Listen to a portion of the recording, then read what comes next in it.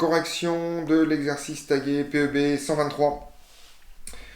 Donc on considère la branche d'un circuit où sont présents un condensateur de capacité C et une bobine d'inductance L. Et on constate que pour F égale 8 kHz, l'amplitude de la tension au bord du condensateur vaut la moitié de celle au bord de la bobine. Et donc on vous demande de trouver la valeur de C. Alors cet exercice est un exercice qui est à la fois pas difficile et un peu compliqué parce qu'il faut déjà avoir un certain recul. Alors en fait le principe est relativement simple. Je vais donc essayer de dessiner la situation, hein. Donc j'ai une branche. Alors une branche réflexe dans la tête, ça signifie donc que cette branche est parcourue par une intensité I unique. Voilà. Et on vous parle d'une fréquence, donc on est en régime sinusoïdal forcé, et donc on a un condensateur, 1 sur JC oméga, et une bobine d'impédance, donc JL oméga. Voilà. On ne sait pas ce qui se passe après, on ne sait pas ce qu'il y a d'autre dans le circuit. Par contre, ce qu'on sait, c'est que dans cette configuration-là, on a une configuration pont diviseur de tension, ou tout simplement une configuration de dipôles dans la même branche. Et ce qu'on sait donc, c'est qu'en fait, le rapport entre la tension aux bornes du condensateur et la tension aux bornes de la bobine va tout simplement être égal au rapport des impédances, donc 1 sur JC oméga, le tout divisé par JL oméga, c'est-à-dire 1 sur moins LC oméga 2.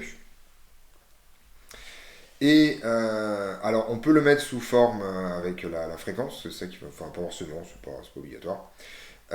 Et donc en fait, ce que vous dit l'énoncé, c'est que le rapport des amplitudes vaut 2 pour une certaine fréquence. Donc en fait, ce qu'on vous dit, c'est que pour F égale 8 kHz, et bien en fait, C sur UL, d'accord? Donc là, c'est les amplitudes réelles, ça vaut en fait 1,5. Voilà. Et ça, il s'avère en fait que ça vaut, si vous prenez le module de ça, 1 sur LC oméga carré. Ceci permet en fait de calculer C. C vaut en fait, donc là c'est un petit calcul, hein, c'est 1 sur 2L oméga carré, c'est-à-dire en fait 1 sur 2L facteur de 2pi F, le tout au carré. Il suffit à ce moment-là de faire l'application numérique. Et on trouve avec la calculatrice la valeur numérique de la capacité qui vaut 9,89 10 puissance moins 7 farad, c'est-à-dire 98,9 nanofarad, si on veut mettre ça dans une unité un tout petit peu... Oups là non, je me suis trompé, excusez-moi, donc je la refais, je me suis trompé en frappant sur ma calculatrice.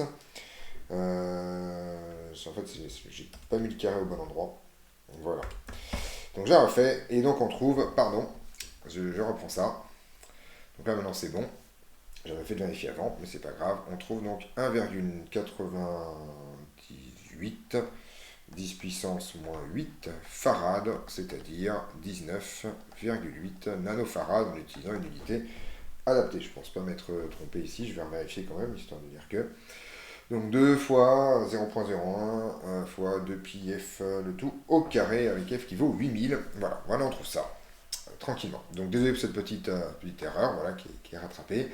Ceci termine cet exercice qui est un exercice extrêmement important, d'accord, savoir faire ce genre de choses très très vite, mais qui n'était pas finalement très long une fois que l'on connaît la méthode. On se retrouve dans d'autres vidéos pour d'autres exercices.